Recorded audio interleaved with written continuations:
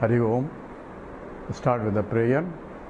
Om Samasta Jana Kalyane Niratam Karunamayam Namami Chinmayam Devam Sadgurum Brahma Vidwaram Vasudeva Sutam Devam Kamsachanura Mardanam Devaki Paramanandam Krishnam Vande Jagadgurum Tvameva Mata Cha Pita Tvameva Tvameva Bandhuscha Sakha Tvameva Tvameva Vidya Dravidam Tvameva Tvameva Sarvam Amadeva Deva Tvameva Sarvam Gurudeva Deva.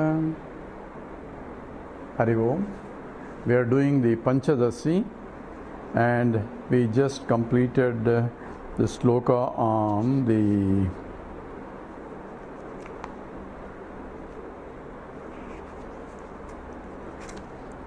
eight and 9. Let's read the sloka 8 and 9.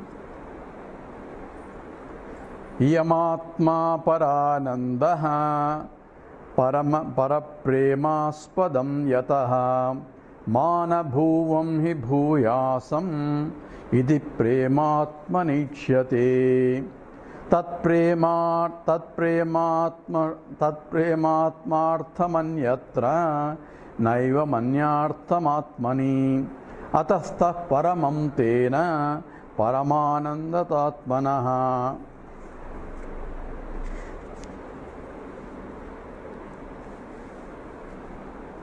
So here Vidyaranya started with first, it is the nature of consciousness, because I am a knower and everything is known, and the knower is different from the known, and we analyze who exactly is the knower.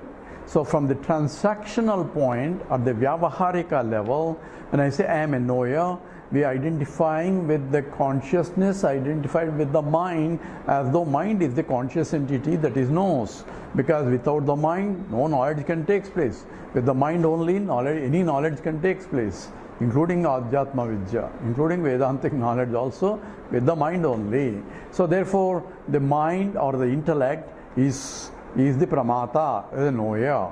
But by definition, the intellect is inert, because it's also an object. My intellect is object of my knowledge. How do you say so? Because I know what I know. So what all I know and what all I don't know, I know. And all that constitutes the buddhi, intellect. And that I know. So I know all the thoughts that rise in my mind or in the intellect, that I know also. So intellect itself can be an object of my knowledge. Because I am disturbed, I am perturbed, I am agitated, all this can be part of the intellectual problems, and I don't understand, I understand, or I am all the intellectual accomplishments that I claim is essentially I am objectifying what I know, and I know so much and you don't know anything. All these things, statements are made based on the intellect. So I am conscious of the knowledge of the intellect. Now, intellect is nothing but the discriminative intellect, which differentiates one object from the other object, and that is also an object of my knowledge. Then who is the knower of that intellect? Then when it says, no, this is very tricky problems, because a lot of confusion also arises. If you go to J. Krishnamurti philosophy, he says mind is conditioned. That is, buddhi is conditioned. Conditioned by what? By your vasanas. Because some people think only this way, some people think other way, and he thinks conditioned because you are born in such an environment and you are brought up in that environment, so you are conditioned to think in that way. The question, of course, is why are you born in that environment? Who conditioned you to born in that environment? That question was not raised. But even if you accept that my mind is conditioned, so how do I decondition my mind? Because Vedanta also says your mind is conditioned, and condition is nothing but vasanas. So if so, we also agree that the mind is conditioned, but how do you get out of it? You cannot ask that question to J. Krishnamurti. We'll ask, if I give you a recipe, you are reconditioning your mind in a different way. Instead of the iron shackles, you are going to have a golden shackles, that's all. So you don't ask me how to decondition the mind, because if it's a process, the process itself is another conditioning. So therefore, you cannot do by any process a deconditioning the mind. That is his philosophy. But Vedanta doesn't agree with that. You got conditioning by a process only, therefore you have to get rid of by a process only. So it is just like cleaning the plate. Plate is made dirty, plate originally is clean. But plate is made dirty by your food and all that you put and all that, it is now become dirty. Now you have to use a soap to clean that plate. So you need a detergent to clean the plate. But the detergent is not what you want. So you need a process to remove the previous, but in the process that the detergent also has to be washed out. So you leave both the detergent and the dirt together, but to remove the dirt you need to have detergent. Just as another example they give is, I need a needle to remove the thorn. So I am piercing once more, but ultimately the needle and the thorn both are removed, so that the feet is free from both the needle and the thorn.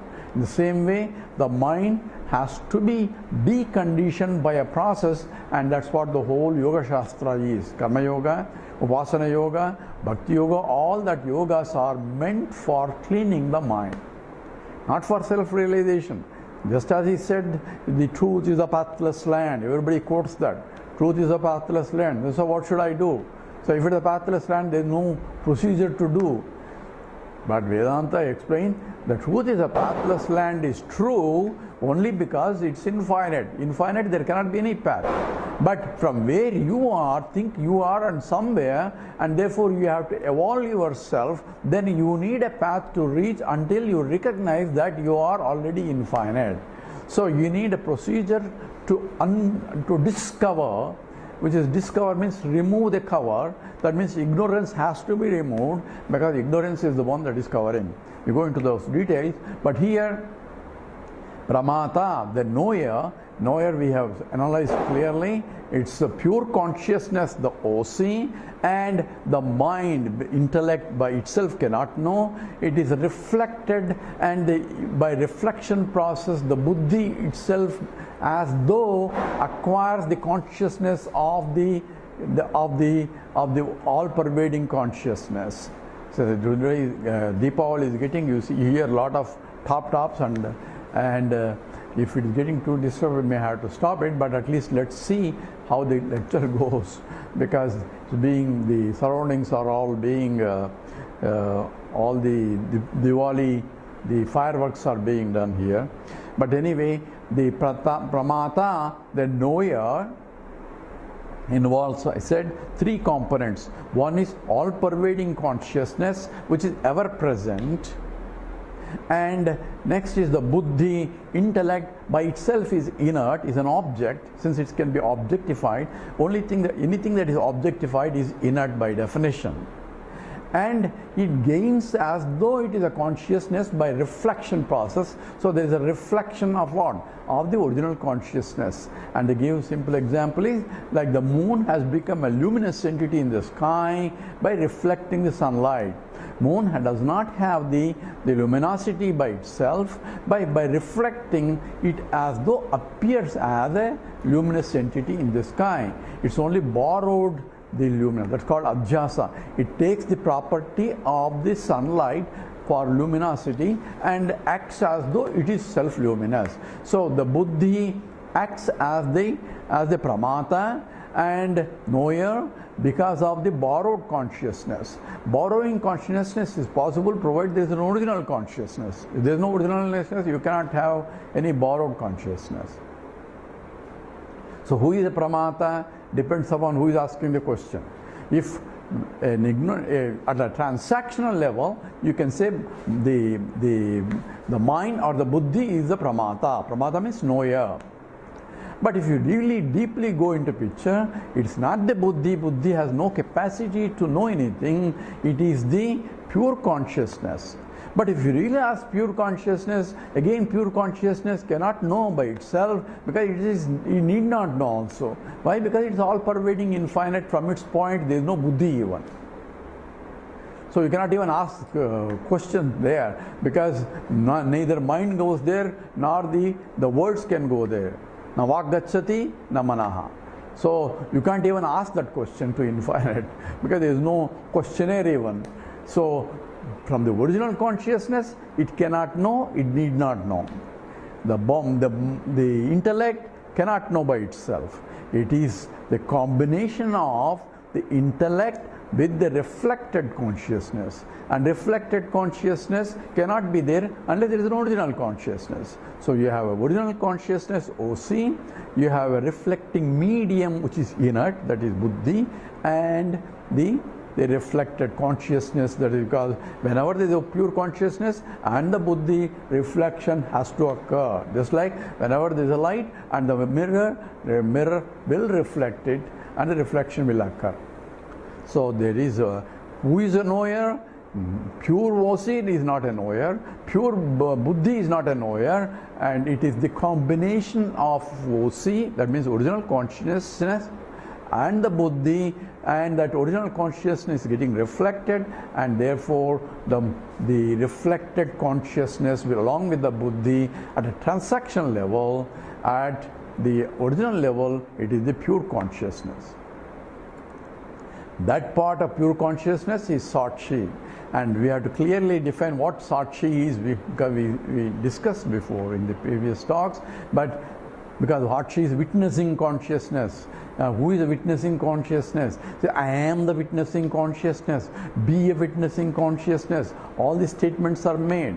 And how can I be the witnessing consciousness? Again, for me to stand apart and watch. That's what the J. Krishnamurti also says. How do I decondition my mind? Observe your mind. Originally I thought that's very easy. But I found out that I cannot observe the mind. Before I started observing the mind, I went along with the mind without even my own knowledge. So however much I struggled, it was impossible. Then only I had to throw the books, and only when I heard Vedanta, then I understood where the problem is. Where the problem? Question is, you have to ask the question, who has to observe the mind? The OC, the original consciousness, cannot observe anything, because there is nothing else to observe for it. It's one without a second. Buddhi cannot be an observer, because observer involves a conscious entity. Buddhi by itself inert entity. So who has to observe the buddhi? It is the buddhi only has to observe the buddhi. This is the problem. So one has to be careful. How do I decondition the mind? Mind has to decondition the mind. It is like asking a thief, find out who the thief is. It cannot unless it is subtle enough to differentiate the subject-object and detach itself from the objective identification and stand only as a subject to look at it. So very, that's why Tyage Naike Amrutatva Mars, only by the detachment you can realize it. What is the detachment? Detachment from any attachments. Attachment is, I am this, I am this, I am this. I am this, starting from the buddhi. So I am buddhi, I am mind, I am body, I am, all that is ahankara. I cannot detach myself physically, because they are always there. I am there, I am the body, I cannot intellectually, I cannot detach myself from the buddhi. Then I go to sleep, essentially. So what I had to do is, using a viveka, that means discriminative intellect, cognitively, that is, by deliberately the mind has to differentiate the subject and object. Both are in the mind only. So a mind as though split as a subject-object, knower and the known. Known is nothing but the thought that rises in the mind, and the subject is, I know this thought also in the mind, and that knower part of it has to differentiate from that and look at it as though I am the knowing principle. So Sakshi and the reflecting consciousness cannot be separated here. So I want to be a Sakshi, I want to be witnessing consciousness. How? This is how you have to look at. Say, you can look at my hand.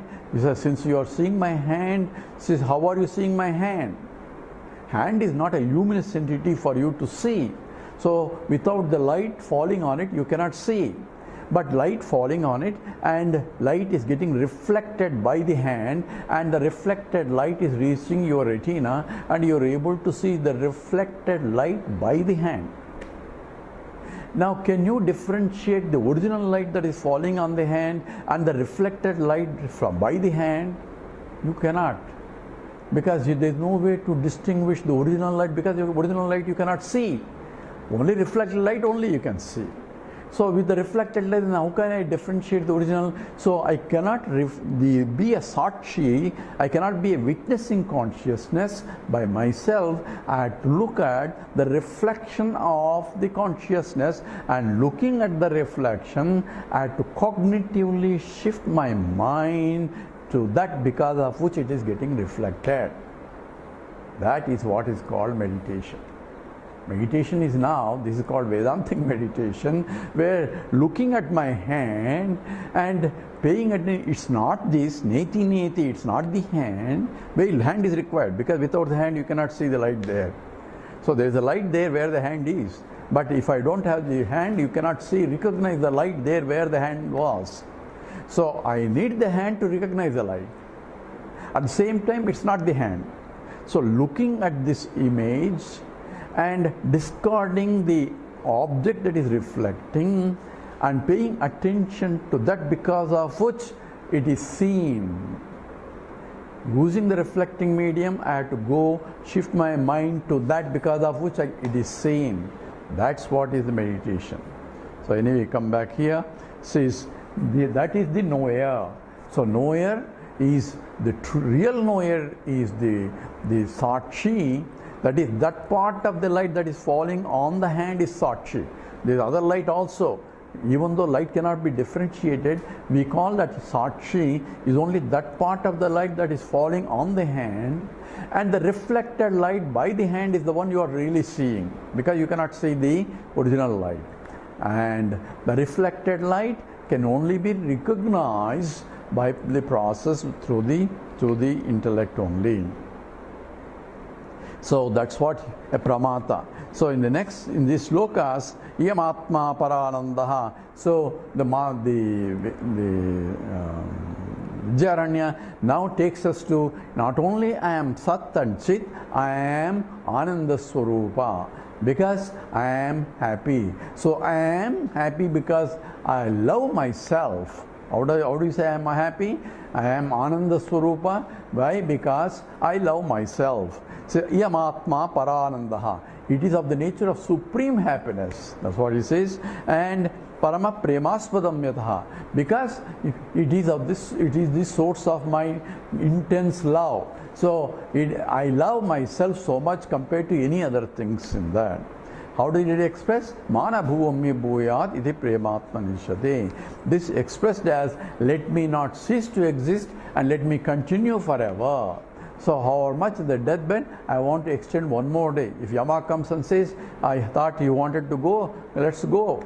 Say, sir, please one more day, let me settle little more things and all that. Next day if he comes, it's the same story itself. That's why he has to take you with his passion, with the rope he has to, because you don't want to leave. So that's essentially a description in the process. Kala is nothing but time. Yama is nothing but Kala. Kala is nothing but time. So time has come. Time has come is only because you have a different vasanas providing you a driving force to go to next set of environment conducive to exhaust those vasanas. That's what is death, is nothing but separation of the subtle body from the gross body. People don't like death because they are associated with the body so much, and that's why the whole Bhagavad Gita started, because Arjuna Vishada Yoga is crying because of the body of that Acharyas is Guru, and Pitamaha is thinking that the bodies are those. That's why Krishna starts with the highest philosophy. Natvevaham jatanasam natvam neme janadipaha nathaiva nabhavishyamaha sarve vayamatah param. So there was never a time I was not there, never a time you are not there, never a time all these things were not there. So the death of the body is not the death of the individual. Individual is the soul, it never dies. All that started because of thinking that the body is what. So never die, because death is nothing but subtle body separating from the gross body. So where does the subtle body go? It will go to the next loka, where driven by the vasanas, driving to that loka where it can be exhausted. So that's why he said the masa of the yuga kalpeshu. So it goes from masa, year, month, year, and yugas and kalpanas, because there was never a time it was not there. That means it is not created. It was there eternal, but it can end once the jiva realizes that I am not this body, my intellect, I am that. Then what happens is, then the purpose of the body, my intellect, is gone.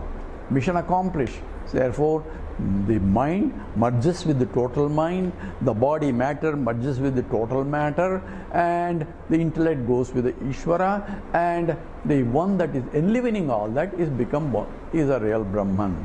And that's called the Videha Mukti. And how do I justify that I am the source of happiness? I love myself because I am Paramananda, Parama Premaswadam. I am source of supreme happiness. I love myself so much. And here the justified is, I love anything only for my sake, and I don't love other things for the sake, I don't love myself is not for the other's sake, and others are for my sake. And this is essentially comes from the Brihadaranyaka Upanishad, from Maitreyi Brahmana that we mentioned, where the Yajnavalkya teaches Maitreyi, says, Atmanastu kamaya sarvam priyam bhavati. Hare Maitreyi, my dear Maitreyi, that all objects I love only because of for my sake, not for the object's sake.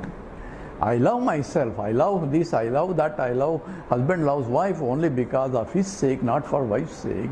Why? Because he loves the happiness she brings. So what he loves is happiness, and that is Paramanandam. That is what is the source of happiness. With that, we go to the next sloka. Sloka 10. Ittam satchit paranandaha, ittam satchit paranandaha, Atma yuktya tatha vidam, Atma yuktya tatha vidam, Param brahmatayoschaikyam, Param brahmatayoschaikyam, Shrutyanteshu upadishyate, Shrutyanteshu upadishyate, Shrutyanteshu upadishyate. Ittam satchit paranandaha, Ittam, in this way, Sat Chit Paranandaha. This I am pure of the nature of existence, and Chit consciousness, and supreme happiness. This Atma Yuktya Tathavidam. By proper logic, we have analyzed that Atma is Satchit Ananda. So here is a very important statement that who am I? Inquiry. For inquiring whom am I, that is Tvam Padartham, I don't need a scriptures, because logically I can deduce I am not this. So one has to be careful, but that's not the end of the story. Why? Because what does it say? I am not this, because this is an object, I am a subject. I am a conscious entity, and this is an inert entity. So I cannot be this. So what is this? Anything that can be objectified cannot be the subject I. So I am this is ahankara, ego. Ego is nothing but I am this. So all our biodata is on nothing but I am this. So the more this, I have pages and pages of my biodata, all it means is I have big this that I am identifying with. So, but say, who are you, sir? You cannot say I am. Just for transactional purposes, there is nothing wrong with the biodata. For transactional purposes, I have to use, and if the immigration, they says, who are you? You have to identify, I am so and so, and I am this and that. For don't say I am, period. I am Satchidananda. You cannot say that in the form that what's your name? I am Satchidananda. You cannot say all that, because for transactional purpose you have to differentiate one object from the other object. Without that, these transactions are not possible. So for transaction, ring is different from a bangle. Don't get confused with the ring and the old gold. Please go and bring some gold. So he brought a ring. No, not that, another gold. So another gold, he brought the necklace. He said, not that, another gold. Sir, tell me what you want. There's a ring and a bangle and a necklace and a bracelet. So many other things are there. What exactly you want? Okay, ring, bracelet. But then why don't you tell me that? But I want gold. So I want a gold in the form of the bracelet, because the form of bracelet is what I want to use. Gold can be in the form of a ring, but I cannot use a ring right now.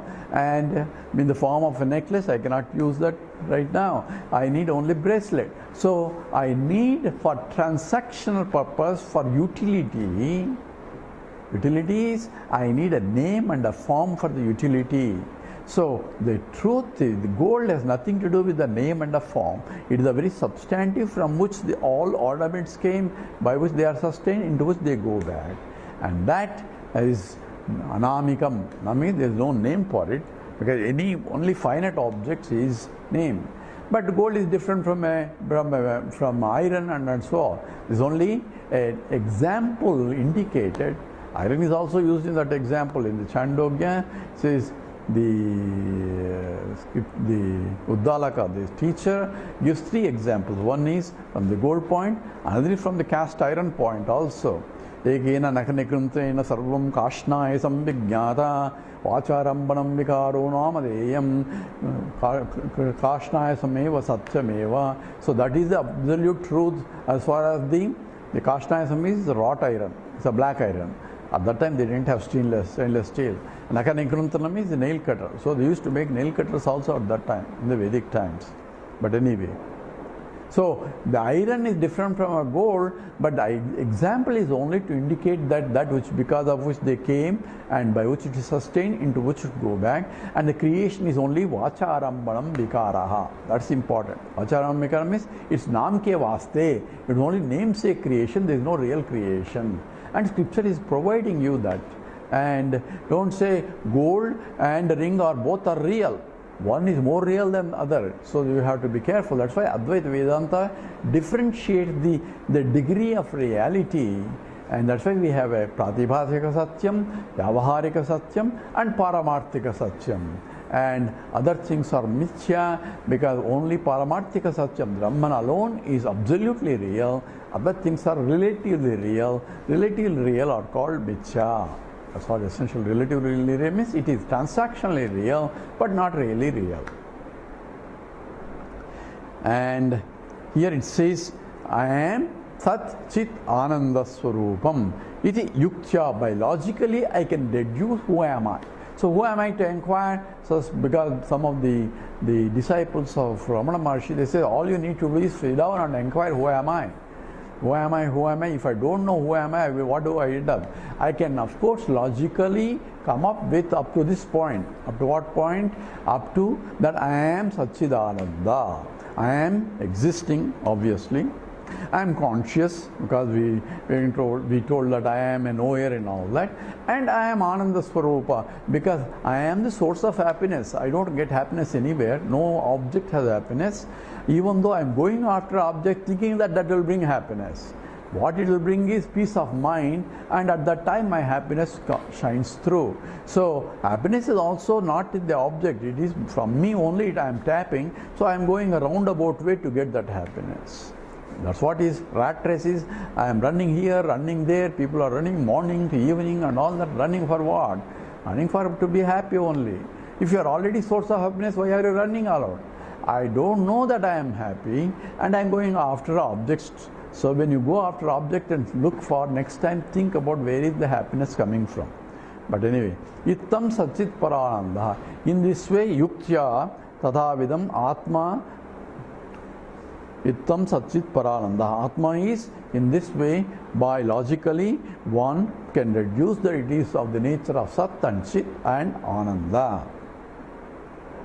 Up to this also I can go by logically, by rejecting what I am not. I am not this, I am not this, called Neti Neti. That Upanishad also says that. So reject what you are not to establish what you are. Don't identify with anything other than you. So I am not the body. I can easily say I am not the world. That's very easy. But I am not the body, I am not the mind, I am not the intellect, because they are objects of my perception. That becomes more difficult, because I can easily say I am not the body until body back pain starts. When the back pain starts, I say I am having a back pain. How can you have a back pain? Because you are not the body. Body has a back pain, but you are not having a back pain. That detachment doesn't come until I am fully understood. I can have a back pain, at the same time have a knowledge that I am not really having a back pain. That's what becomes a knowledge. But anyway, this rejection of what I am not, I can come up ultimately. I am not a waker, I am not a dreamer, I am not a deep sleeper. I am that beyond that which pervades the waker, dream and deep sleep state, and I am that pure Satchit Ananda. I can logically analyze. See, in the process of rejecting what I am not, I am becoming smaller and smaller and smaller. Why? Because I am not the world. That's easy to say, right? I am not the chair, I am not the carpet, I am not the biscuit, I am not the food. I am not, because I am the one who is enjoying all that. So I am different from that. I am a knower, and that's a known. That part is easy. I am not the body. Is becoming a little bit more difficult. As long as everything is comfortable, I can say I am not the body. But if the body is having a problem, it becomes more difficult to detach myself from the body to say I am not the body. Because to say I am not the body, I am separate. I have to intellectually detach myself. And it's more subtler is I am not the mind. I am not the mind. The emotional things are all the part of the mind, and I am not that. In spite of the emotions belong only to the mind, and I have no emotions of that. Can be done only when I have complete detachment. And that's exactly purpose of Yoga Shastra is. Karma Yoga, Bhakti Yoga is meant for to getting the detachment. That's called Chitta Suddhi. Chittasya Shuddhaye Karma Nato Vastu Upalabhye. So in the Atma Bodha, the Shankaracharya says it's only meant for purification of the mind. And I am not just, I can go up to consciousness, but even going up to the consciousness, I have to use the mind. I am not the mind, but I have to use the mind. This is a very strange thing. That's why it's a very difficult process. Because who says I am not the mind? Consciousness doesn't say I am not the mind, because people say I have to go beyond the mind, I have to destroy the mind.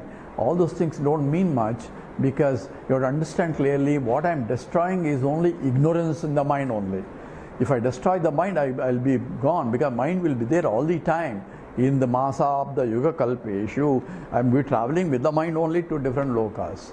And if the mind is no mind, there is no Jiva. So for Jiva, it has to, mind is there. And I had to transcend the mind. It is objectless awareness and all that. These words become meaningless. Not that they don't have, they have meaning, but you cannot recognize objectless awareness. Objectless awareness is pure consciousness. Satchidananda, it doesn't have to realize. It's a Brahman. Navak Gacchati, nothing will go there. Nothing need to go there. It is from the point there is nothing can be known, no words can be there, no mind is also for me to destroy even. I don't have to destroy the mind to go there, because mind itself is not there for me to destroy. So what is there? I am not even there. Only that is there. So objectless awareness is a meaningless. Because anything is, awareness involves an object. But what I had to do cognitively, that I am awareness without the object, in spite of the object. I have to see the sunlight. Moonless sunlight is the sunlight, or moonless light is the sunlight. While looking at the moon, while enjoying the moon, and still say it's not the moon that I am seeing, it is the sunlight only I am seeing, reflected by the moon. So using the very reflection light, I had to see the sunlight and say there is no moon and there is no moonlight also. There is only reflected light that I can see. From that I deduce cognitively there is a pure light also, pure sunlight. The same way, Satchidananda, I am rejecting everything. In the process of rejecting, in order to claim that I am Satchidananda, how do I claim? I need the mind. I am not the mind. To say that I am not the mind, I need the mind. So that's why self-realization has to be clear. It is pure consciousness, doesn't need to realize. Mind by itself or buddhi by itself cannot realize because it's inert. I, identifying with the mind to say and learn by the process that I am not the mind, but I am that because of which mind is known. Yan manasa na manute enahur manomatam tadeva brahma tvam viddhi edam yadidam upasate. That alone is Brahman. That's what scripture says. Here we are not come to Brahman yet. Here we are saying is ittam satchit paranandaha atma yuktya tathavidam. In this way I can arrive at that I am pure Satchidananda by yuktya, by logic also. Scripture also takes you there, but logic also one can do. So inquiry of who am I can lead you only tvam padartham. Tvam is a tattvamasi. You are that. You, who is that you? We are not talking about the body, mind, intellect. It is that Satchidananda that is the enlivening the local equipment, and that's what we are talking about. The Ittam Satchit Parananda Atma. Atma Yuktya Ittam Satchit Parananda Atma Yuktya Tathavidam Parabrahmatayoschakyam Shrutyanteshu Upadishyate. Now we go to the second line. Now this Satchidananda Atma that I am is same as Satchidananda Brahman. How do you say so? Not by yuktya, not by logic. Because logical I cannot say I am the whole world. Logically I can only say I am not the whole world. Because there is an object, I am a subject. So I can reject the whole world as I am not that. Neti neti. But now, Paraneti neti Parana Brahman means infinite. Brahman does not exclude anything. So it cannot exclude I am not this, I am this. This is also part of Brahman only. So Brahman is substantive of the whole universe itself. I am as he himself became many. Saikshada Bahusyam Prada Eti. He himself became many. So he is in everywhere. That means Brahman is everywhere. It is the substantive of the whole universe itself. It itself became many. That's why the whole universe itself is nothing but the creation. It's nothing but creator in that form. So when I am rejecting myself, I am not this, I am this, I am becoming a smaller and smaller. I am not the world. So world is rejected. I am not the body. Body is because I am different from the body. I become smaller than the body. I am not the mind. I am human. I am rejecting even mind also. I am not the buddhi also. So I am not pancha koshas, annamaya kosha, pranamaya kosha, vijnanamaya kosha, all koshas I am not. Then I am becoming smaller and smaller and smaller and smaller.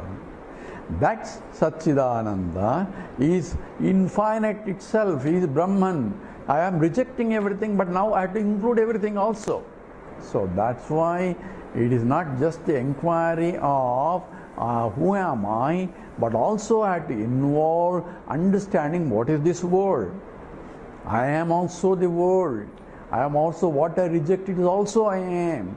And that is what comes into Parabrahmatayoschakyam. That means the Brahman that pervades the whole universe. I am not the names and forms that are there, but they are only mithya, they are not real. Ring can say, I am all the ornaments, yet I am not the ring, I am not the bangle, I am not the necklace, but yet I am the ring, I am the bangle, I am the necklace.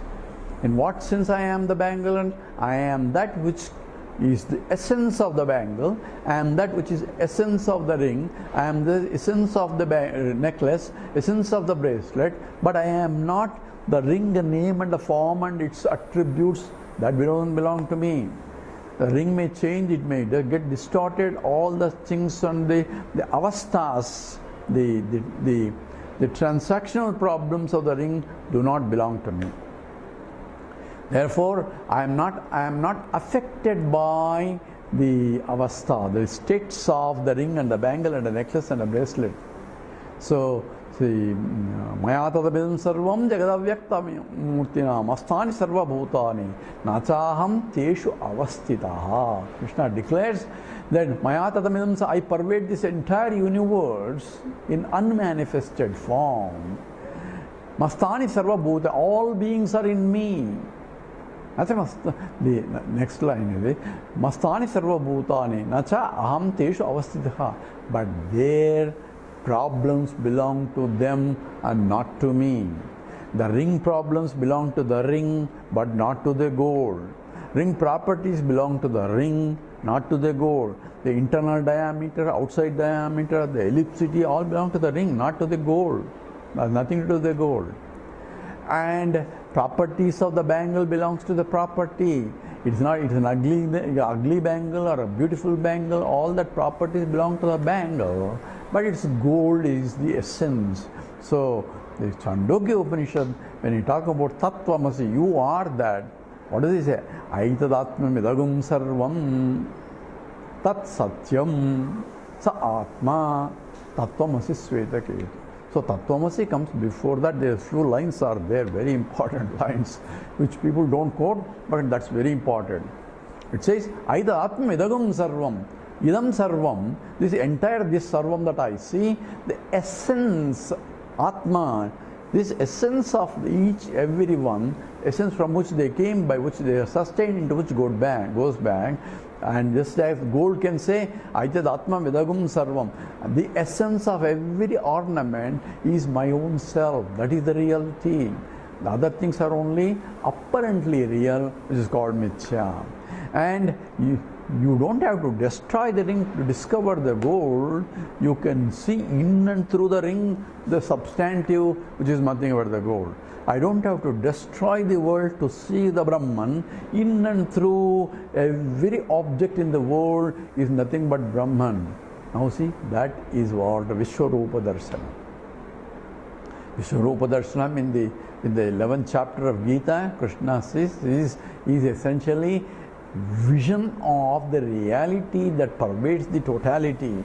That's what has been shown, and we will go into this because Shrutyanteshu Upadishyate.